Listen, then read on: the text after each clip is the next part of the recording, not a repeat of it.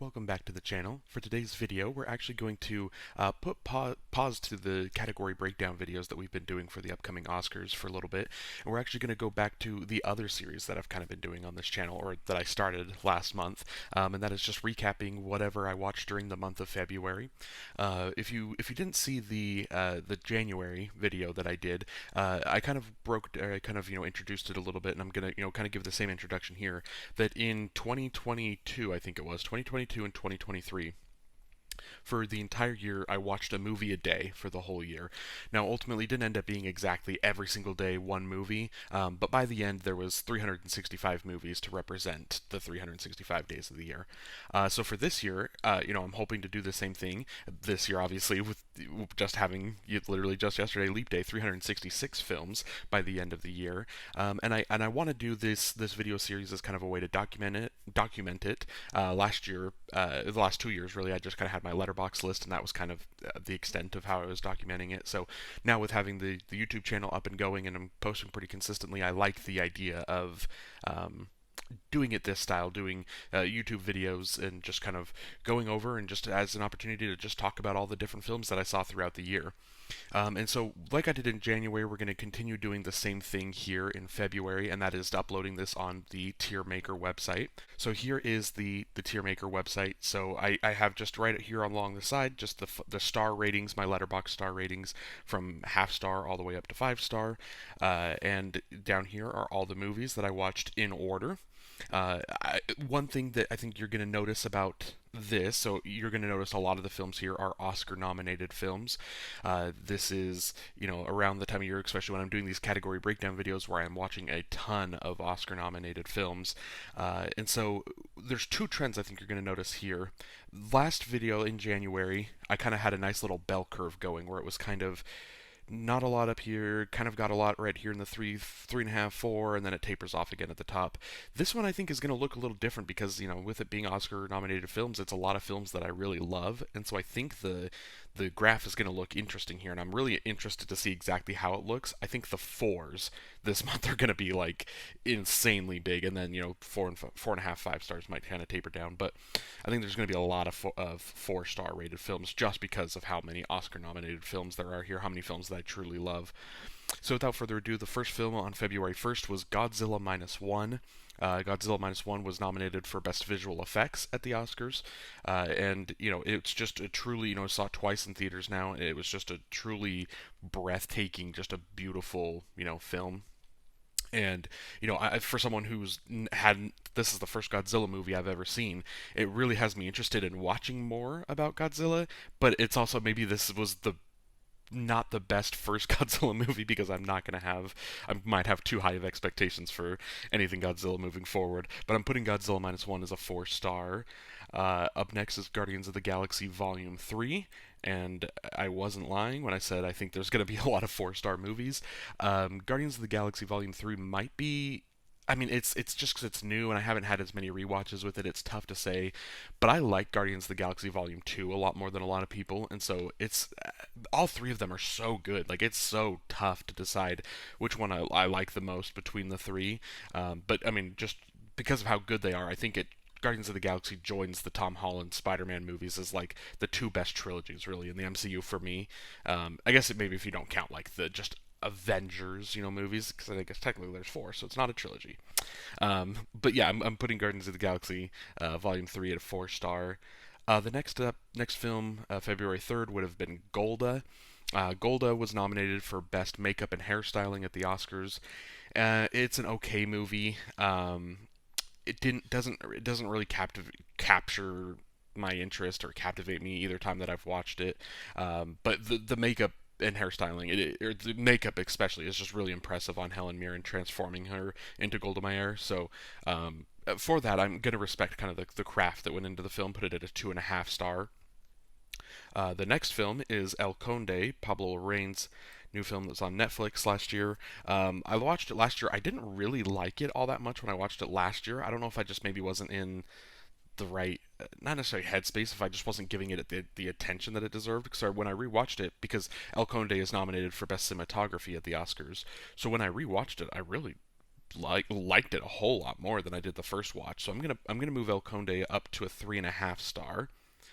The next up is The Creator. This is another film that I loved it when I saw it in theaters, saw it in IMAX, and was kind of I really was kind of blown away by it. And then it was one of those that hearing a lot of people that didn't like it, and I remember thinking like, that's weird. Like I'm surprised at how many people didn't like this as much as I did. And so then when I went back to rewatch it the second time, because it's nominated for best visual effects and best sound at the Oscars. So when I went back to rewatch it, for prep of those videos, I was kind of expecting. I was like, maybe I'm gonna see some things that I don't like as much as other people, and I didn't really. Like, I liked it just as much as I did the first time. So I'm putting putting The Creator as another 4-star film. Yeah, I understand. People. Film's obviously subjective, and so that's, you look at my ranking. Obviously, I'm not saying my ranking is going to be perfect. I'm probably already within the first 5 movies, probably have films in the wrong spot according to what you think. But for me, just the Creator, I thoroughly enjoyed it. I think it was a beautiful, like, because I saw it in IMAX. It was just a beautiful experience just seeing it on the big screen. The third act is phenomenal in the film, so yeah, I really like The Creator. Up next is The Eternal Memory, nominated for Best Documentary at the Oscars, and I think this is getting boring for you, but this is a 4-star film. The Eternal Memory, it's believe Chilean, I think it's from Chile, documentary about this couple, and the husband has Alzheimer's and is starting to forget a lot of things, and it's a beautiful love story between the two characters, and I was thoroughly impacted by it. Up next is The Zone of Interest. The Zone of Interest, nominated for Best Picture, Sound, International Film, obviously, Production Design. I think it has like 5 or 6 nominations. The first Best Picture film or nominee that we talk about in this series. Actually, I guess last in January I did American Fiction, but in this video it's the first of the bunch of Best Picture nominees that we're going to talk about. This is going up to a 4.5 star ranking for me. It was one of those that as I was watching it, I almost like it was maybe closer to kind of like the 4-star rating, and then it was my drive home where I was really just pondering the film, like thinking about it and thinking about the message, the messages of it, of kind of what do we think of what do we think of ourselves? Could we identify ourselves as a potential monster? Kind of those themes, and then also just like thinking back about the sound design of the film just really kind of got to me on the car ride home, and I just within that car ride home, I bumped it up in my head to a 4.5 star. I thoroughly enjoyed is a tough word to say with The Zone of Interest, but I appreciated The Zone of Interest. We'll say that. Next up is The Boy and the Heron. Miyazaki. This one I'm gonna go 3.5. A lot of people love The Boy and the Heron, and I think it's a lot of people that probably love Miyazaki's work.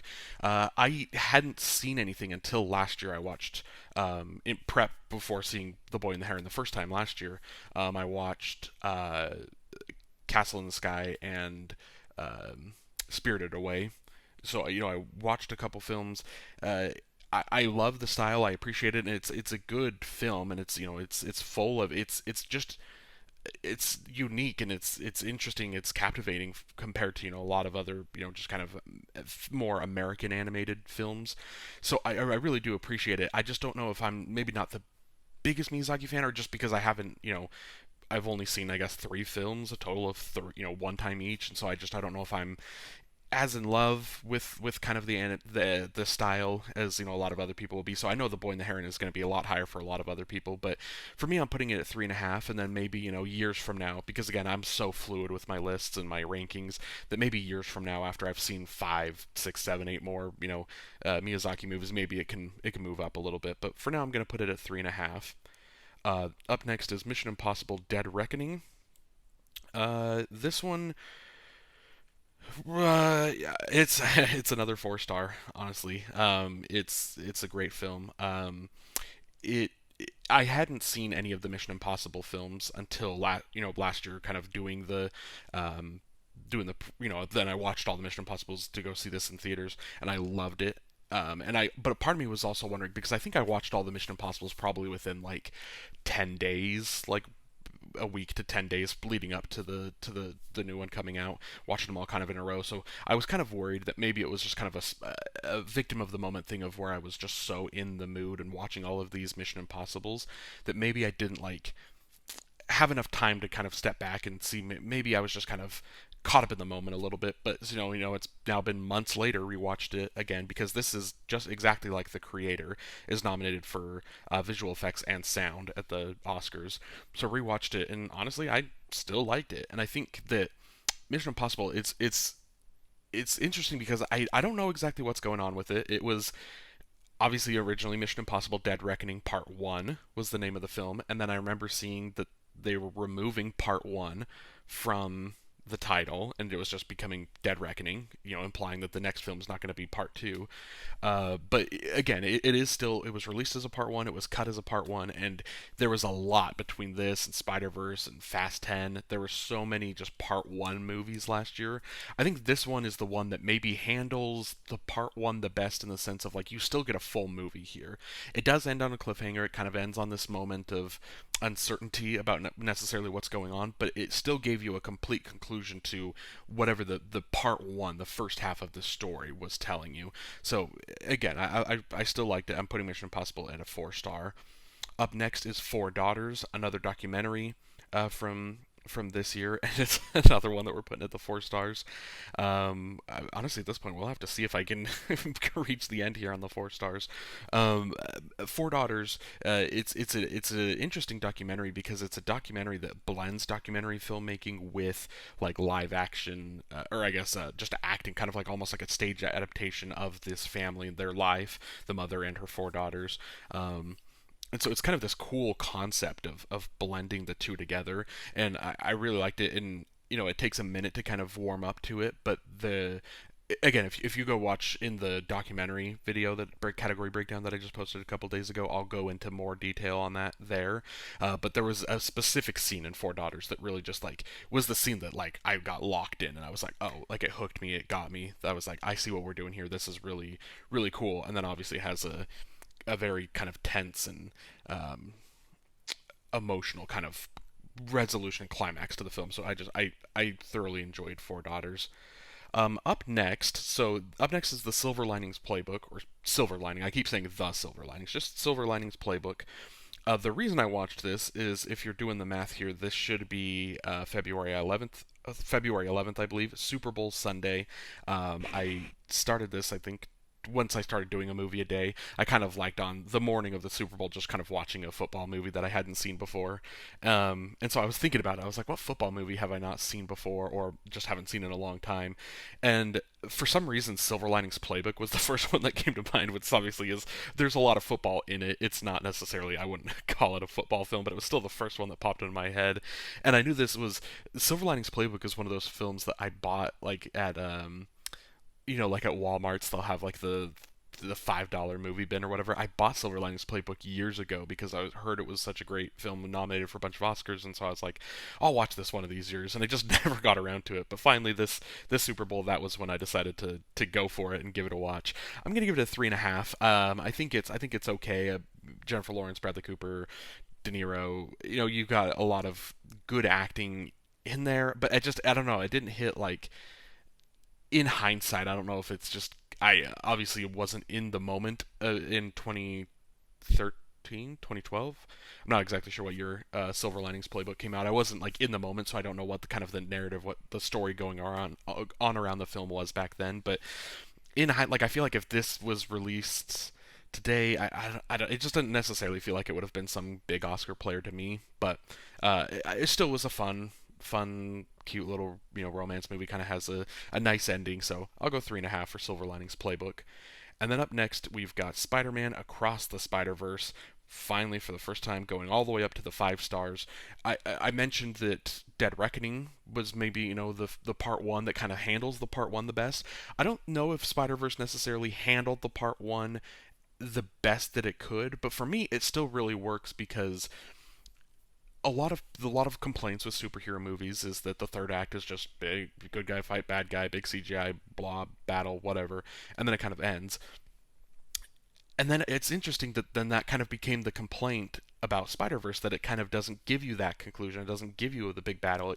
Instead, the whole third act is this personal story of Miles kind of discovering who he is, and same with Gwen, her kind of discovering what her role is within the multiverse of Spider people, you know. And so it's interesting that the third act, it kind of gives you more of like a emotional and character driven conclusion that then leaves the cliffhanger of going into the next film. And it's interesting to me that a lot of people really didn't like that. And so for me, I think it works for me, and I think that's kind of where your mileage may vary on that. Is just kind of depends on how you react to the way that the film ends, kind of that cliffhanger. Personally, I loved it. I love the ending because I feel like I got a complete story. Just it's more of a character, a personal growth story for Miles and Gwen. And yeah, I can't wait for the third film, Beyond the Spider-Verse. At this point, I'm not expecting it within the next 3-4 years. I think we're a while away from that coming out, but whenever it comes out, I am fully anticipating it. Up next, we have The Teacher's Lounge, which is nominated for Best International Film. This I thoroughly enjoyed this a lot. You know, I didn't know a whole ton about it when it got nominated. Um, and even once it got nominated, I'd heard the name of the film. I still didn't know much about it, but I was just very captivated, like by the premise of this teacher and her kind of her struggle to keep control of her classroom. I don't want to give too much away, but it's, you know, teacher where there's rumors flying in this class, and things are kind of, you know, there's tensions rising between her and their students, her and her teachers. And honestly, it was a film that, like, it's so intense, almost in like a not quite the same way, but like it made me feel at times kind of the way Uncut Gems kind of made me feel, you know, just kind of very like just tense. And you know, it just feels like it's a person living. It's a slice of life film. If you, it's this person living kind of just their normal life, but like all of this stress from work from every angle, and it was full of anxiety. But for me, it all worked for me. And then the ending, it ends in a very kind of ambiguous way, I guess, where it doesn't give you kind of any cut clear dry like this is the moral of the story, or this is, you know, what happens at the end, or here's how the characters make amends. You know, it's kind of ends, but it's kind of this more ambiguous. It's up to you to kind of interpret how you're feeling about what the ending kind of, you know, what it means. And so I love The Teacher's Lounge. 4 stars. Up next is Miller's Girl. This is, I think, is this the only? Oh, it's one of two, I guess. New films from this year that I actually, you know, saw in the theaters. We're putting it 1.5, and I don't know if we're necessarily going to talk about it a whole lot more. It was not very good. Crazy dialogue. It feels like a bunch of the characters are in different films. You know, Jenna Ortega's character is, and again, Jennifer Jenna Ortega. So I'm speaking too fast. I'm not even like processing. Jenna Ortega's character and Martin Freeman, right? I'm not messing his name up too. Martin Freeman, they're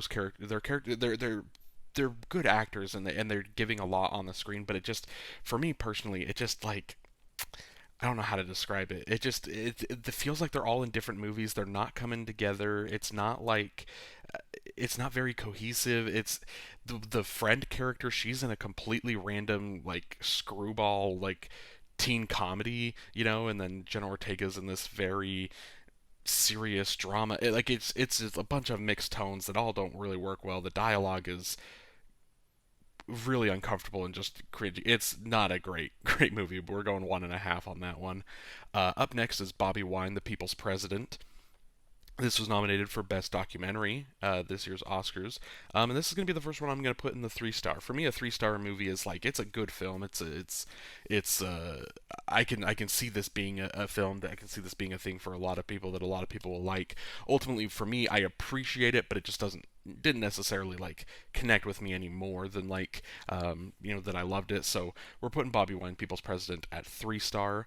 Up next is May December, which is nominated for Best Screenplay at the Oscars. It's the only interesting fact. It's the only non Best Picture film to get a screenplay nomination this year. So we're putting it up at a 4 star. It's another one that I think I liked it more on the the second watch, I kind of like connected, I think, a little bit more with some of the dark comedy elements that they kind of have going on there. But then again, of course, it's just kind of the story of Julianne Moore and Charles Melton, their characters, their story.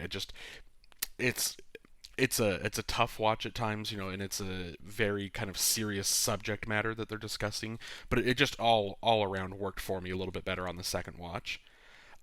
Next up is 20 Days in Mariupol, which was also nominated for Best Documentary at the Oscars. This one, we're going straight to a 4 star as well. This is another one that, again, if you go back, cause you're going to see here all 5 of the documentaries at the upcoming Oscars. Where I watched them in February.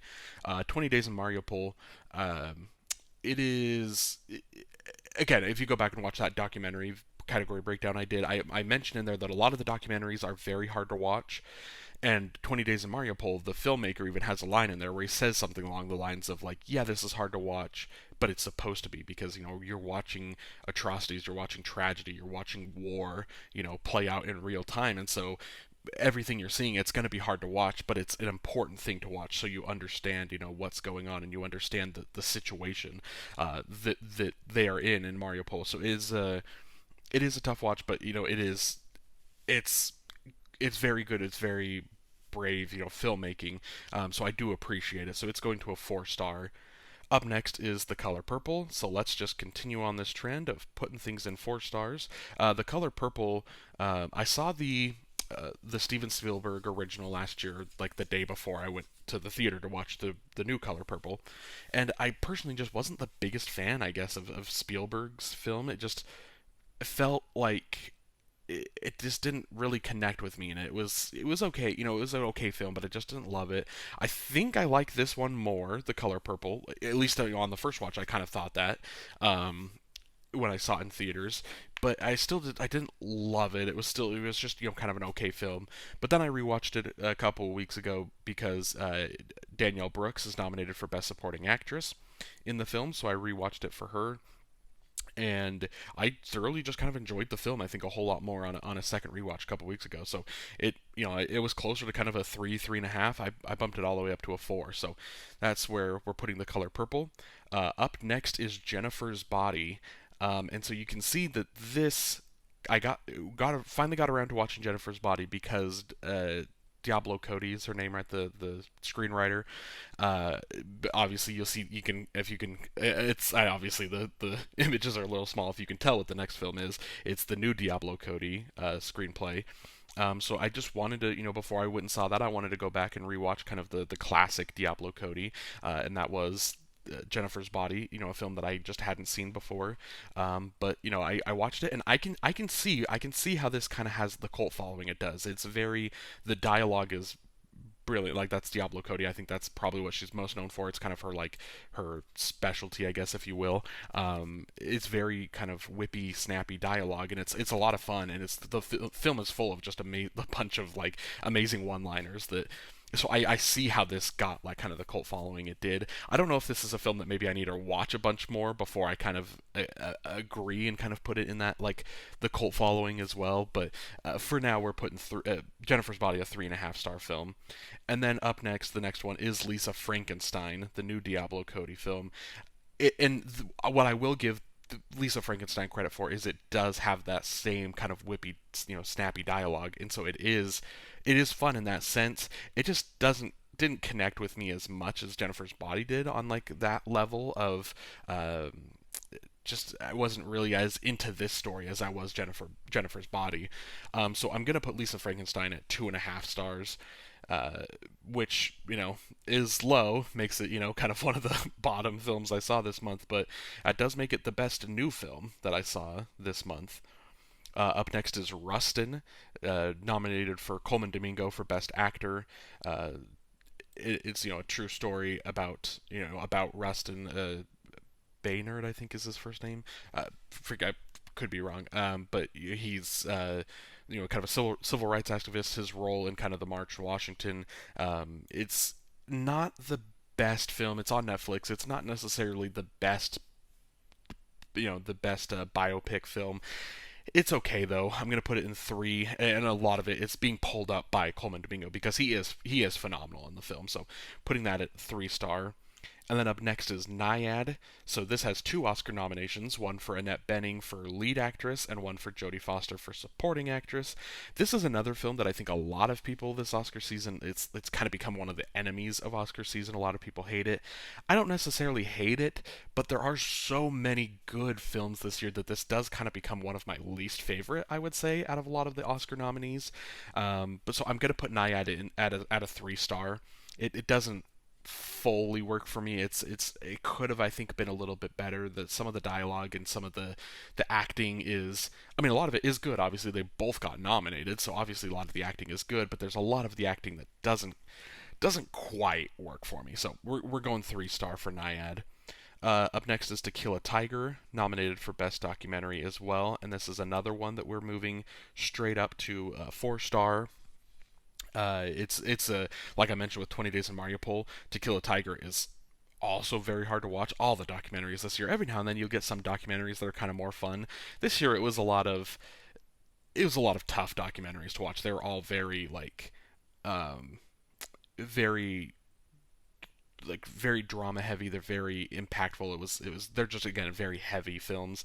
So To Kill a Tiger was a tough watch, but I still appreciate the filmmaking and what went into making crafting this documentary. So I'm putting it at a 4 star. And then up next is Perfect Days, is nominated for Best International Film. I thought I'd heard a lot of great things about this, and a lot of people loved it.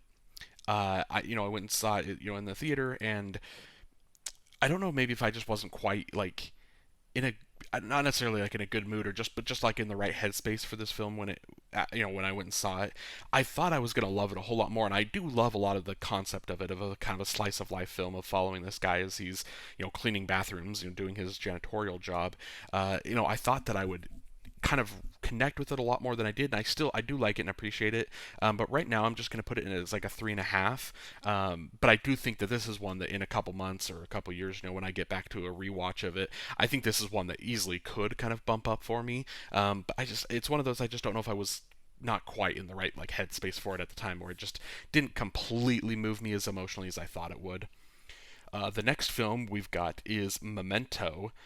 So the reason that I watched this is because obviously we kind of know who's winning director at the Oscars, and I was looking, and realizing that I've seen almost the entirety of Christopher Nolan's filmography, and I had seen Memento in the past, and I remember appreciating it and liking it, but it was like junior high maybe when I watched it, and so it's like I definitely wasn't like old enough to really fully understand it and to completely be captured by what's going on in the film. So I didn't I liked it. I remember thinking like, oh, it was a really cool concept, but I don't know if I loved it as much as I obviously did on this rewatch. So I wanted to give it a rewatch for that reason, because it's of the Nolan films that I had seen, it's the one I hadn't seen in the longest time.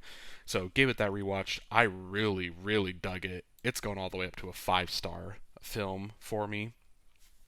And then up next, we've got Maestro. So as you can see here, this is where I'm now kind of getting into. I've seen pretty much caught a lot of the films that I can, seen a lot of the films that up to this point that I could, that have been nominated for Oscars. But now I've gotten to this point here with these four, the last four Best Picture nominees, or we've gotten to the point where now we're getting into more of the Best Picture nominees, is what I meant to say. So Maestro, on first watch, I really didn't like this, and it was easily my least favorite of all the Best Picture nominees. I did just give it a rewatch. I do like it a whole lot more than I did the first time I saw it. But so I moved it up in my rankings, which it's now moving into the super crowded 4 star category. But so I did like it and appreciated it a whole lot more. It doesn't quite hit the level of like that I loved it. And so it's crazy that like I liked it a whole lot more. It's a 4 star film. It probably is still pretty easily my least favorite of the Best Picture nominees. That's like how good the Best Picture nominees are. So that gives you a little bit of clue of what's happening with these three. Barbie gave that the rewatch. It's going 4.5 stars. Uh, Honestly, let's just go ahead and let's just keep hammering them out. The Holdovers, 4.5 stars. Killers of the Flower Moon, 4.5 stars. Um, they all three of these were 4.5 stars on initial rewatch, and kind of giving them the a second rewatch. They all are like they're pretty cemented as like though they're right up there. Some of the best films I've seen of the year. I truly love them. None of them, they didn't really drop, in terms of like star ratings. They didn't really rise either. But they all just kind of stayed right in this 4-star level for me, which is incredible. And again, all three of these are, what I'm trying to think off the top of my head. I'm trying to remember my top 10 of the year. I think I had Barbie as like my third favorite film of the year. I think The Holdovers was maybe fifth, and Killers was sixth, something like that. Like it was, these are three of my favorite films of the year, and they all were still again just phenomenal on rewatches. With Barbie, the comedy still works very well. With The Holdovers, the blend of comedy and drama works really well, and then with Killers of the Flower Moon, the story of this tragic drama that is this tragic situation that's unfolding with these Osage the Osage people. It's again, it all works very well. All three of them work really well, and they're just three of my favorite films of the year. So that's it. That's all 29 of the films. Now let's go through the fun part of ranking them. Obviously, at 1.5 star, we're gonna leave Miller's Girl where she's at, and then 2.5. I think I like Lisa Frankenstein more than Golda, so we'll go like that. At the 3-star, I think that might be the order. I think it goes Bobby Wine, then Rustin, then Nyad. At 3.5, we're gonna go probably The Boy and the Heron. Actually, Perfect Days probably above Boy and the Heron, and then Boy and the Heron. Ooh, this is tough. Let's do that. Let's do Perfect Days, The Boy and the Heron, Silver Linings Playbook, Jennifer's Body, El Conde. And now here's where the fun is. Ranking these 4-star films. I don't even know where to start. So we're going to go Guardians, Godzilla, Mission Impossible The Creator, probably. Oh, this is tough. And then May December, we're going to move, I think, to there. And then The Color Purple is coming here. I think Maestro is going to probably go above The Color Purple. The Teacher's Lounge, I'm probably going to move up to like here, maybe. I really like The Teacher's Lounge. Eternal Memory, we're going to put like here. Four Daughters probably goes like here. 20 Days in Mariupol, there. To Kill a Tiger, there. I guess maybe that's my ranking. That's a lot of films. That's tough. Honestly, by when I'm editing this video, when I'm rewatching, I might look at this and be instantly pointing out the ones that I got wrong. But I think for now, I think this is maybe how I view it: is Guardians Volume 3, Godzilla Minus One, Mission Impossible, Teacher's Lounge, The Creator, May December, The Eternal Memory, Maestro, Four Daughters, 20 Days in Mariupol, The Color Purple, and To Kill a Tiger. Then up top, the 4.5 stars is the 4 Best Picture nominees of the year. Or I guess, Maestro down there at 4, but then the next 4 Best Picture. This is tough. I think I'm gonna go probably The Holdovers, Barbie, Killers of the Flower Moon, Zone of Interest. I think is probably how I'm gonna go. So Holdovers gonna leapfrog Barbie, I think. But yeah, and then probably leave it like that. And then the 5 stars, I'm gonna. I think I'm gonna go with Memento. I think I like Memento more than Across the Spider Verse, and maybe once Beyond the Spider Verse comes out and we get the full story, maybe Across the Spider Verse would leapfrog it. But I was kind of blown away with the last rewatch of Memento, how much I really really dug that film. So here it is. Here's the ranking of my all 29 films that I saw in the month of February.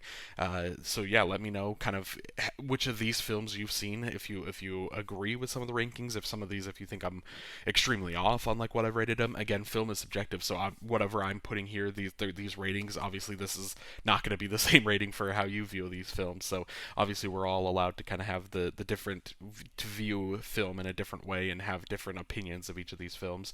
But yeah, I think this is my ranking of how I liked all of these films. And so it's kind of interesting. I talked about kind of having a nice little bell curve last video. It looks like I've still kind of got that bell curve, but it's just really kind of concentrated in the 4-star instead of the 3.5, because obviously now we're really kind of getting into these Oscar nominated films. We're getting into these really these really great films. And so next month is going to be interesting because I think it's going to be kind of a blend of, we still have 10 more days, until the Oscars. So we're still going to have a lot of Oscar nominated films, but then the next little bit is going to be a lot of catch up, kind of seeing there's, again, it's interesting that the Miller's Girl and Lisa Frankenstein were the only two new releases that I caught this month, but I mean there were still so many other films like, Argyle and Bob Marley and Madam Web and Drive Away Dolls, and I feel like I'm forgetting a couple other big ones that I had been meaning to go see, but I've just, because I've been so focused on just watching Oscar-nominated films, that there's a lot of them that I kind of have just, kind of slipped and got away. Origin was one that it came out. I was fully planning on going to see it. It was playing at one theater near me. It had one theater. It had like two show times during the day, and they were both just like random times that I couldn't make work. So I ended up missing Origin. But that was one that I was close to catching in February. And of course, it was only there for like a weekend, so it's gone now. But eventually, when I catch up, that'll be what I can catch up with, and hopefully, maybe that gets like in like March or April. So maybe soon I can catch up with that one. But yeah, so again, now at this point I'm just rambling, right? So here's my list. This is my ranking for the films that I saw in February. So yeah, just let me know down in the comments kind of what you think of the list and what some of your favorites of these that you saw, or what some of your favorite films that you watched for the first time in February were. So thank you so much for watching, and have a great day.